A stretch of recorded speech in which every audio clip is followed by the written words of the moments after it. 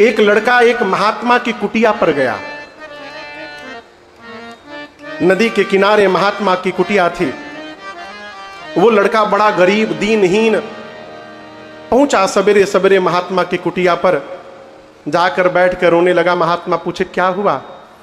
बोले हमने सुना है आप बहुत सिद्ध हैं, सबकी विपत्ति समाप्त कर देते हैं, मेरी गरीबी मिटा दीजिए।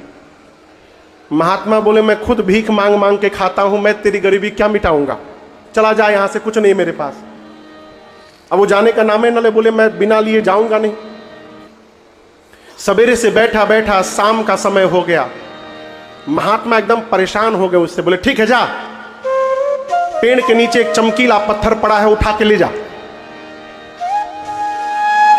पूछा मैं पत्थर लेने नहीं आया हूं, मुझे कुछ दीजिए जिससे मेरी गरीबी मिट जाए। बोले मूर्ख, वो चमकीला पत्थर पारस मणि है, पेड़ के नीचे देख कहीं पड़ा होगा, चमक रहा होगा।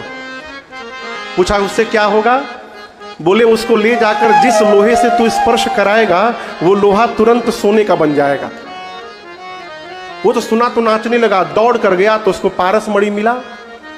तुरंत हाथ में एक लोहे का कड़ा पहना था। बोला पहले यही जा ट्राई कर लूं।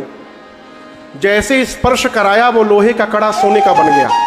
अब तो नाचने लगा कि मेरी सारी गरीबी समाप्त हो गई। दौड़ा घर की ओर।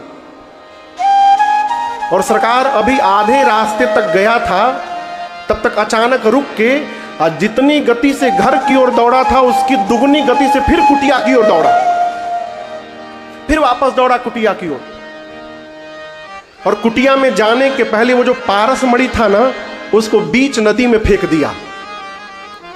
ले जा करके बैठ गया महात्मा के द्वार पर। महात्मा बोले क्या हुआ? पारस मणि नहीं मिला? बोला मिला। काम नहीं कर रहा है क्या? बोला देखिए ना सोना बन गया है, ये कड़ा सोने का हो गया है। बोले कहां है? बोला नदी में फेंक दिया।